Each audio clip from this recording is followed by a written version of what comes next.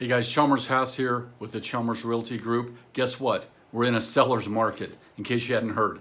That means that we have multiple offers on a lot of houses. It's very competitive out there among buyers buying homes. So I wanted to do a video, give you 4 quick tips on how to make your offer stronger to the seller without raising the purchase price.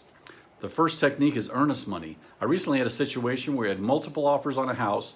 Each of the offers had about $500 to $1,000 earnest money, which is normal for our market. One of the offers had $30,000 of earnest money. That doesn't change how much the seller gets, but it certainly makes an impact on the seller to say, hey, this is a serious buyer.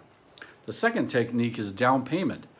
You can also increase the down payment that you're putting down on the loan if you're getting financed. If you can put 20% down, that's better. That's more attractive to the seller. Even 40%, 50% down.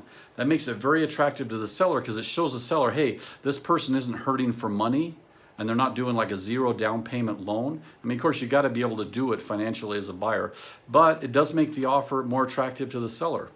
The third technique is inspection. This is a great story. A couple months ago, I had a house listed at $135,000 here in Idaho Falls. We had 3 offers on the home. One was $135,000, one was $140,000, one was $145,000. Guess which offer the seller took? They took the offer that was $135,000. You know why? Because the buyer wrote it with no home inspection. Now you got to be cautious about this. You got to be willing to buy a home as is with no inspection. However, that definitely made an impression on this seller. They basically turned down $10,000 extra money just for the fact that they wouldn't have to go through an inspection and they would have no contingency on the condition of the house. So be cautious with that. Talk to your agent to make sure that's a good idea for you. The last thing is closing date. Again, I had a situation just last week where an agent called me and said, I was representing a seller. They said, hey, what's a good closing date for your seller?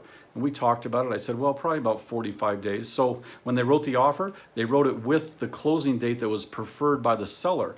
That way, the offer got accepted. It was much more attractive to the seller because they already knew that it was a good closing date and it would work really well with the seller's schedule.